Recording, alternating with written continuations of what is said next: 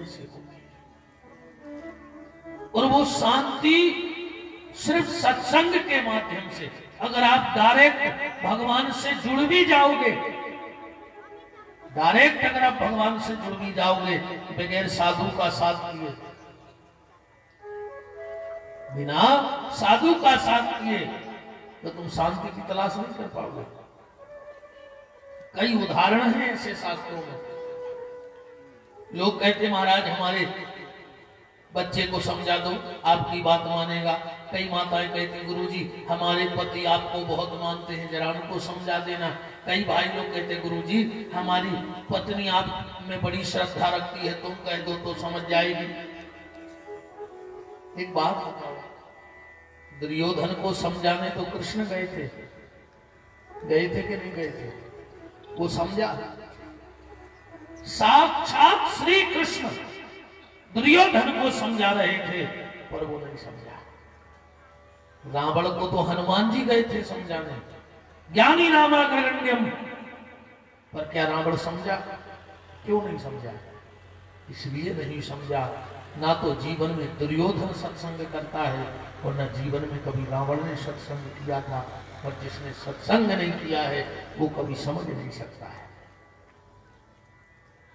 जिसने जीवन में सत्संग नहीं किया वो कभी नहीं समझ सकता।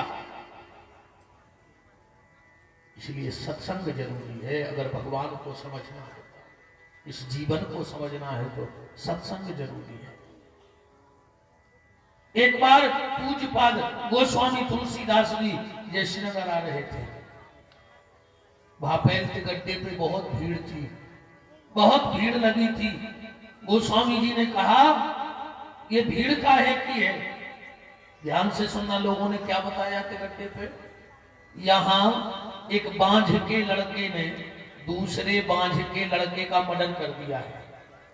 एक बांझ के लड़के ने दूसरे बांझ के लड़के का मर्डर कर दिया। तुलसीदास जी ने कहा कलयुग है, हो सकता है, कलयुग है, ये हो सकता है। और आगे बढ़े तो एक जगह लोग साइकिल पे पिक्का ले लेकर दौड़ रहे थे। तुलसीदास जी ने कहा कहां दौड़ रहे हो? बोले यहां एक जगह फैक्ट्री लगी है और उसमें पत्थर रेता डालो तो तेल निकल रहा है। तुलसीदास जी बोले ये भी हो सकता है, कलयुग है। और जैसे ही जयश्रीनगर के गड्ढे पे आए स्टैंड पे, कुछ लोग ऊपर को देख रहे थे। गोस्वामी जी ने कहा क्या देख रहे? बोले हमारे जयश्रीनगर का एक आदमी बिना सत्संग बिना भजन के विमान पे बैठ के भगवान के धाम को चला गया। तुलसीदास जी ने कहा कलयुग का पाप लग जाए पर ये नहीं हो सकता है। कलयुग नहीं, कलयुग का पाप लग जाए पर बिना सत्संग और बिना भगवान के भजन के कोई भाव से पार हो जाए, ये नहीं हो सकता है। रामायण पढ़िए। बारी मथे घृत होत असिकता ते बरु तेल, पर बिन हरि भजन न भव करे, यह सिद्धांत अपेल। बिना सत्संग के बिना भगवान के भजन के इस दुनिया से कोई भाव से पार हो जाए, ये असंभव है, ये नहीं हो सकता है। तो भैया उस सत्संग में जाकर के, उस सत्संग की महिमा क्या है कि सत्संग बिना कल्याण नहीं, सत्संगति चाहत है मुनि ज्ञानी, और शेर के संग में स्यार आनंदित, पंडित के संग मूरख ध्यान। और कंद के संग में बास निकात है, और दूध के संग बिकात है पानी। सत्संग का प्रभाव देखो, जब पानी दूध में मिलता है तो दूध के भाव बिक जाता है। ये सत्संग का प्रभाव है। दूध और पानी जब मिले एक दूसरे से, तो दूध ने कहा आओ हम में मिल जाओ, पानी ने कहा कहां हम कहां तुम। कहां तुम 60 रुपए लीटर वाले और कहां हम गली गली में बहने वाले। हमारी तुम्हारी बराबरी नहीं होगी। दूध ने कहा आ जाओ, अगर मार्केट में अपने भाव न बिकवा लूं तो हम काहे दें। और जैसे ही पानी दूध में मिला, बोलो उसी भाव बिका के नहीं बिका। तो दूध ने कहा मित्र, जब तुम हमारे लिए इतनी बड़ी कुर्बानी दे रहे हो कि हमें अपनी बराबरी का कर रहे हो, तो जाओ, हम भी तुम्हें वचन देते हैं, अगर कभी तुम पे दिक्कत आई तो पहले हम जल के मर जाएंगे, तुम पे बाद में आ जाएगी। आप कभी दूध पानी मिला के चूल्हे पे रख देना, जब तक पानी भाप बन के नहीं उड़ जाएगा दूध में उफान नहीं आएगा। और जैसे ही पानी भाप बन के उड़ेगा और दूध में उफान आए, आप थोड़ा सा पानी उसमें सींच देना, फिर वो शांत हो जाएगा, क्योंकि उसको उसका मित्र मिल गया। और अगर तुमने पानी नहीं सींचा और जबरदस्ती उसको चलाते रहे, तो फिर वो दूध नहीं बचेगा, उसका क्या नाम हो जाएगा? खोया। क्या खोया? बोले मैंने अपना मित्र खोया, इसलिए मैंने अपना नाम ही बदल दिया। मैं दूध नहीं रहूंगा, मैं खोया रहूंगा। इस सत्संग का प्रभाव है। कंद के संग में बास निकात है, दूध के संग बिकात है पान। और गेहूं कहे सुन रे बथुआ, बथुआ तो सभी जानते ना गेहूं में होते। गेहूं कहे सुन रे बथुआ, सतसंग प्रधान तो पावत पान। गेहूं की बाल बथुआ से कहते हमारे बगल में खड़े हो, जैसे पानी अंदर जा लो। ईमानदारी बताओ, तुम लोग ये मोटर पाइप ये दुनिया रात भर मेहनत करते, बथुआ सींच में के गेहूं सींच में। पर आनंद बथुआ भी मान रहा है, क्योंकि उसके बगल में गेहूं खड़ा है। इसलिए सत्संग जीवन में बहुत जरूरी है। अच्छे व्यक्ति का साथ करो, दुष्ट व्यक्ति का साथ नाली के कीचड़ की तरह होता है। नाली के बगल में बैठ जाओ, न हिलाना न डुलाना, और उसकी बदबू आएगी। ये दुष्ट आदमी है। और दुष्ट की दोस्ती खराब और दुश्मनी भी खराब। उससे दोनों मत करो, ना तो दोस्ती करो और न दुश्मनी करो, क्योंकि दुष्ट आदमी होता है आग की तरह। जले में उठाओगे हाथ जल जाएगा, और बुझे में उठाओगे तो हाथ काला पड़ जाएगा। नुकसान दोनों तरफ है आग में। दुष्ट आदमी सांप की तरह होता है। सांप को तुम रेगुलर 20 साल दूध पिलाओ, लेकिन जिस दिन उगलेगा वो जहर ही उगलेगा। सांप कभी दूध पी के अमृत नहीं उगल सकता। और भला आदमी, सज्जन आदमी, सज्जन पुरुष होता है गैया की तरह। उसको चारा खिला दो, भूसा खिला दो, खरी खिला दो, चुनी खिला दो, जूठा खिला दो, बांट खिला दो, पर जब वो देने पे आएगी तो तुम्हें दूध ही देगी। ऐसे ही अच्छा आदमी होता है। उठो।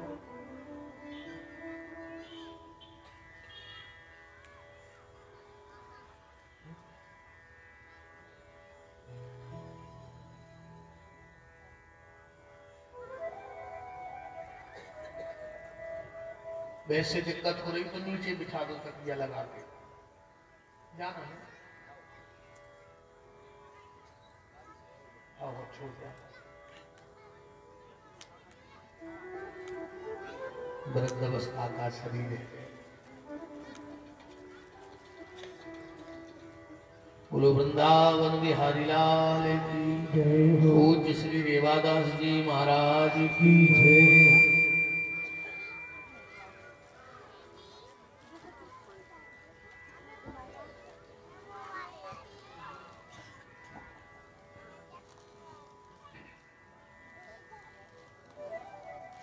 अच्छे व्यक्ति का सत्संग करो, अच्छे लोगों में रहो, भगवान से कोई ना कोई संबंध बनाओ। भगवान से संबंध जरूरी है। मैंने कल एक बात कही थी आपसे कि सच्चा संबंध ना बने तो कोई बात नहीं, भगवान से कोई झूठा ही संबंध बनाओ, सच्चा ना बने तो कोई बात नहीं, झूठा बना डालो। बरसाने में एक सेठ रहता था, और बरसाने की तो आप चर्चा जानते हो, जो रस बरस रहो बरसाने सो तीन लोक में ना है। जितना रस बरसाने में है उतना रस कहीं नहीं है। सेठ के 3 लड़के थे, मानो साक्षात धर्म उसके घर में जन्म ले लिया। हाँ, एक बात का और निवेदन कर दूं आपसे, अक्सर करके हम लोग देखते हैं कि अगर बेटा प्रहलाद है तो कहो बाप हिरण्याकश्यप है। कई बार हम ये देखते हैं कि पिता अगर आत्मदेव नाम का ब्राह्मण है तो उसके घर में कहो धुंधकारी जैसी औलाद हो जाए। या तो पिता ठीक या पुत्र ठीक, पर उस घर को घर मत मानना, उस घर को घर मत मानना। कुछ मंदिर तो हम लोगों ने बनाए हैं, जैसी नगर में कुछ मंदिर आप लोगों ने बनाए होंगे, उसमें भगवान नहीं आए, किसी मंदिर में नहीं आए होंगे। चाहे शंकर जी का मंदिर बना हो, चाहे राम जी का, हनुमान जी का। बताओ कभी हनुमान जी आए कि चलो आज हमारा मंदिर बन रहा, हम देख लें? तुमने बना के बिठा दिया। तो कुछ मंदिर आपने जैसी नगर में बनाए हैं, और कुछ मंदिर मेरे राम ने इस जैसी नगर में बनाए। हाँ, उनको घर मत कहना, वो मेरे राम के द्वारा बनाए मंदिर हैं। कौन से? जिसके घर में पिता हो महाराज दशरथ, और जिसके घर में पुत्र हो जाए राम, समझना वो साक्षात भगवान का धाम है, उसको घर मत कहना। राम जैसा पुत्र होना असंभव है। महाराज दशरथ इसी बात पे प्राण त्यागते हैं। जब आखिरी में पड़े थे, राम जी वन को चले गए और महाराज दशरथ बेहोश पड़े हैं, और जैसे ही होश आता है तो सिर्फ एक शब्द मुंह से निकलता है, कौशल्या मेरा राम कहां है? कौशल्या मेरे राम को बुला दो। कौशल्या ने अपनी गोदी में महाराज दशरथ का सिर रखा, आंखें खुली, और फिर वही राम राम राम। कौशल्या ने कहा, महाराज अभी मंत्री सुमंत लौट के नहीं आए, क्या आपको मंत्री पे भरोसा नहीं है? दशरथ ने कहा, कौशल्या अपने से ज्यादा भरोसा अपने मंत्री पे करता हूं। तो शायद आपको याद नहीं, आपने क्या कहा था सुमंत से? अगर आपने बहुत गहराई से मानस को पढ़ा है, जब राम लक्ष्मण जानकी रथ में बैठ गए, एक सेवक गया पीछे से और कहा, सुमंत जी तुम्हें भीतर महाराज दशरथ बुला रहे हैं। सुमंत जी पहुंचे, महाराज दशरथ की तो स्थिति गड़बड़ थी। आदेश करें स्वामी। दशरथ जी के पहले मुंह से शब्द निकले, सुमंत तुम हमारे कौन हो? तुम हमारे कौन हो? सुमंत ने कहा, महाराज अगर संसार की दृष्टि में देखो तो आप मालिक हो, हम आपके नौकर हैं। पर अगर इस सुमंत के दिल से पूछो, सुमंत के दिल से पूछो, तो जितना राम भरत को प्रेम करते हैं उतना आप हमें प्रेम करते हो, आप हमें अपने भाई की तरह रखते हो। दशरथ ने कहा, तो सुमंत आज तुम्हारे सामने चक्रवर्ती सम्राट दशरथ नहीं, तुम्हारा बड़ा भाई झोली फैला रहा है, क्या इसमें कुछ मिलेगा? सुमंत की आंखों में आंसू आ गए। कहा, महाराज आदेश करके देखो, ये सुमंत अपनी गर्दन काट के आपके चरणों में रख देगा। आदेश करके देखो। दशरथ ने कहा, सुमंत मेरा राम वन को जाएगा, मुझे पता है। एक काम करना, उसकी भी बात रह जाए और मेरी भी बात रह जाए। क्या करना है? बोले, बन दिखाए सुरसरी अनबाई आनो फेर बेग दूभा। 2-4 दिन को ले जाओ और इसको गंगा नहा के वापस ले आना। सुमंत जी चले गए, अभी लौटे नहीं थे। कौशल्या वही याद दिला रही है, महाराज अभी सुमंत लौटे नहीं और आप रो रहे हो। अरे सुमंत राम को लौटा के लाएंगे। दशरथ ने कहा कौशल्या मुझे राम के बन जाने का दुख नहीं है। बोले फिर किस बात का दुख है? दशरथ कहते कौशल्या जब कैकेयी के महल में राम को बुलाया गया और राम को बताया गया, कैकेयी ने कहा राम तुम्हारे पिता का आदेश है कि तुम्हें 14 साल के लिए वन यात्रा है। मेरे राम ने नीचे को गर्दन झुका के कह दिया जो आज्ञा पिताजी। अगर उस वक्त मेरा राम मुझसे एक बार यह पूछ लेता कि पिताजी मैंने गलती क्या की है जिसके कारण मुझे वन भेज रहे हो, तो शायद मैं अपने आप को माफ कर देता। पर मेरे राम ने तो मुझसे गलती भी नहीं पूछी कि मेरी गलती क्या है। ऐसा पुत्र होना असंभव है, पर जिसके घर में आज वर्तमान में राम जैसा पुत्र और दशरथ जैसा पिता हो जाए, समझना वो साक्षात भगवान का बनाया मंदिर है। सेठ के 3 बेटे थे, 3 बहुएं थी।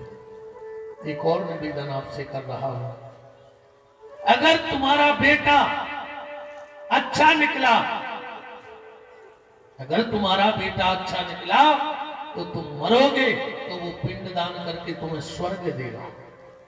बेटा अगर अच्छा निकल गया तो मरने के बाद माँ बाप को स्वर्ग देता है। अगर बेटी अच्छी निकल गई, अगर बेटी अच्छी निकल गई तो माता पिता को जीते जी वैकुंठ दे देती है। क्योंकि जिस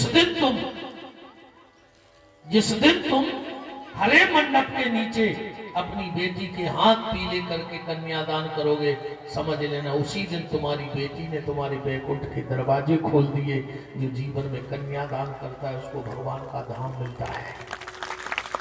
बेटा मरने के बाद पानी देगा, स्वर्ग देगा। बेटी जीते जी अपने माँ बाप को वैकुंठ देगी।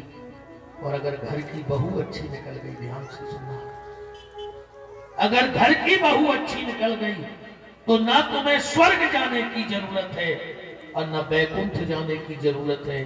तुम जिस झोपड़ी में भी अगर रहते होगे और तुम्हारी बहू अच्छी होगी तो वो तुम्हें उसी घर में स्वर्ग दिखा देगी और उसी घर में तुम्हें वैकुंठ दिखा देगी। तुम्हें कहीं जाने की आवश्यकता नहीं है, बस घर की बहू अच्छी निकल आए। और अगर घर की बहू गड़बड़ निकल गई तो फिर तुम्हें नरक जाने की भी जरूरत नहीं है। तुम महलों में भी रहते हो पर वो तुम्हें दुख नरक से भी भयंकर दे देगी उस महलों में। सेठ के पास 3 बेटे थे, 3 बहुएं थी, बड़ी आज्ञाकारी। बड़ा कपड़े का व्यापार था सेठ का। एक दिन सेठ अपनी दुकान में बैठा था और एक महात्मा आ गया, खूब स्वागत किया और जैसे ही चलने लगा, मांगना चाहता है कुछ। सेठ ने कहा महाराज भगवान की कृपा से सब कुछ है, कोई चीज की कमी नहीं है, बस एक कमी थोड़ी सी जरूर है जीवन में। बोले क्या? भगवान अगर एक बेटी दे देता तो जीवन पूरा हो जाता। मेरे घर में बेटी नहीं है। महात्मा हंस के बोले कि सेठ पागल हो गया। बोले क्यों? बोले बरसाने में रहता है और बेटी के लिए रो रहा है, क्या करें? बोले राधा जी को अपनी बिटिया बना ले, आज से राधा तेरी बेटी। महात्मा इतना कह के चले गए। सेठ के दिमाग में बात बैठ गई। तुरंत बाजार गया, बड़ी सी राधा जी की तस्वीर ले आया, अपने घर में लगा ली। जिंदगी बदल गई सेठ की।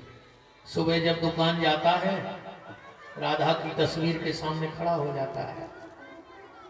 बेटा हम दुकान जा रहे हैं, कोई जरूरत पड़ जाए तो बड़ी भाभी से मांग लेना, कोई जरूरत पड़े मझली भाभी से कह देना, कोई जरूरत पड़ जाए तो छोटी भाभी से कह देना। और सुनो राधा, अगर तीन ही नहीं सुने तो डांट दियो, कह दियो तुम्हारे बाप की जा तो नहीं, हमारे बाप को घर आए शाम को घर से निकाल दे। जिंदगी बदल गई सेठ की। सेठ ने अपना परिचय ही बदल दिया। अब कोई पूछता है सेठ जी तुम्हारा नाम, सेठ अपना पुराना नाम नहीं बताता है, क्या कहता है? तीन बहू बेटे हैं घर में। परिचय देखो सेठ का, के तीन बहू बेटे हैं घर में, वो सुख संपत्ति है पूरी, और संपत्ति भरी भवन में रहती नहीं कोई मजबूरी। वो कृष्ण कृपा से जीवन पथ में आती नहीं कोई बाधा, और मैं बड़ भागी पिता और मेरी बेटी है राधा। परिचय बदल गया। हम राधा के बाप आए, राधा के पिताजी आए, कोई परिचय नहीं देता, सिर्फ बस एक परिचय बचा उसके जीवन का, हम राधा के पिताजी हैं। समय का चक्र चलता गया, समय का चक्र चला। एक दिन ऐसी घटना घटी, मनहारन आती थी सेठ के घर में चूड़ी पहनाने, चूड़ी पहनाती थी घर में और पैसा लेती थी दुकान में। आज बड़ी बहू निकली, हाथ भर भर के चूड़ी पहन ली। मझली बहू निकली, हाथ भर भर चूड़ी पहन ली। छोटी बहू निकली, हाथ भर भर चूड़ी पहन ली। राधा जी ने सोचा बताओ, तीनों भाभियों ने चूड़ियां पहन ली, हमसे किसी ने नहीं कहा। बस राधा जी ने सोचा कि पैसा तो हमारे पिताजी का लगना है। राधा जी तस्वीर से लंबा सा घूंघटा डाल करके मनहारन के सामने बैठ गए। मनहारन ने सोचा कोई मेहमान की बहू आई होगी, हमें तो चूड़ी पहनाने से मतलब है, पैसा तो हमें दुकान में मिल ही जाएगा। हाथ भर भर के चूड़ी पहना दी राधा जी को। मनहारन गई दुकान पे, सेठ जी आज हम चूड़ी पहनाए। सेठ ने 3 लोगों का पैसा दिया। मनहारन ने कहा नहीं, आज 4 ने चूड़ी पहनी है। सेठ ने कहा झूठ बोलती हो, मेरे घर में 3 बहुएं तो हैं, चौथा कौन आ गया, चल निकल यहां से। और मनहारन को भगा दिया। शाम को जब सेठ घर गया तो राधा की तस्वीर बड़ी उदास थी। सेठ ने ज्यादा ध्यान नहीं दिया और सो गया। और जैसे ही आंख लगी, आज राधा जी सपने में प्रकट हो गई। सपने में प्रकट हो वृषभान की दुलारी बोली, कि तनया तो बनाया तात, पर नाता ना निभाया है। पिताजी तुमने हमें बेटी तो बना लिया, पर बेटी का संबंध न निभा पाए। सेठ ने कहा बेटी क्या हो गया? राधा जी कहती हैं चूड़ी पहन लीनी मैंने पिता को घर जान, पर आपने मनहारन का मोल ना चुकाया। पिताजी तुम सबसे कहते थे कि राधा हमारी बेटी, राधा मेरी बिटिया, मैंने चूड़ी पहन ली, तुमने पैसा नहीं दिया। सेठ ने कहा बेटा बिल्कुल भूल गए थे, याद नहीं रहा। राधा जी बोली 3 बहू याद रही। क्या कह रहे थे तुम कि हमारी 3 बहू हैं? पैसा देवे की बात आई, पहले कहते राधा के बाप पैसा लगो, सो कह रहे मात्र 3 बहू हैं। ये 3 बहू याद रही, बेटी को भूल गए, और कहते ही राधा का ये भर आया है। कि कौन भरी दूरी ऐसी का भई मजबूरी, कि 4 चूड़ी काज आज मोहे बिसराया। पिताजी 4 चूड़ियों के लाने हमें भूल गए, मात्र 4 चूड़ी के लिए राधा जी तो अदृश्य हो गई। सेठ उठा, पागल सा हो गया, तुरंत गया, तिजोरी खोली। अब तिजोरी खोलकर जितनी भी संपत्ति उसमें थी, जेवरात, नकदी, सब एक पोटली में बांधा। सिर पे पोटली लेके दौड़ पड़ा घर से। पीछे से तीनों बेटे और बहू दौड़ पड़े। मनहारिन के घर का पता ढूंढते ढूंढते रात के अर्धरात्रि में पहुंचा। कुंडी खटखटाई और जैसे ही मनहारन ने किवाड़ खोले, सेठ ने पूरी पोटली मनहारन के चरणों में रख दी। घुटनों के भर हाथ जोड़ के बैठ गया और कहा, मनहारन मेरी ये पूरी संपत्ति ले ले, बस एक बार ये कह दे कि तूने मेरी बेटी को चूड़ी पहनाई थी, उसकी कीमत दे दी है। बस एक बार कह दे। मनहारिन, आज से मैं, ये मेरे तीनों बेटे और मेरी तीनों बहुएं तेरे दरवाजे की जूठन खा के पल जाएंगे। बस एक बार कह दे कि तूने मेरी बेटी को चूड़ी पहनाई थी, उसकी कीमत ले ली है। तेरे दरवाजे पड़े रहेंगे, कभी उठ नहीं करेंगे। मनहारन ने कहा, सेठ हो क्या गया?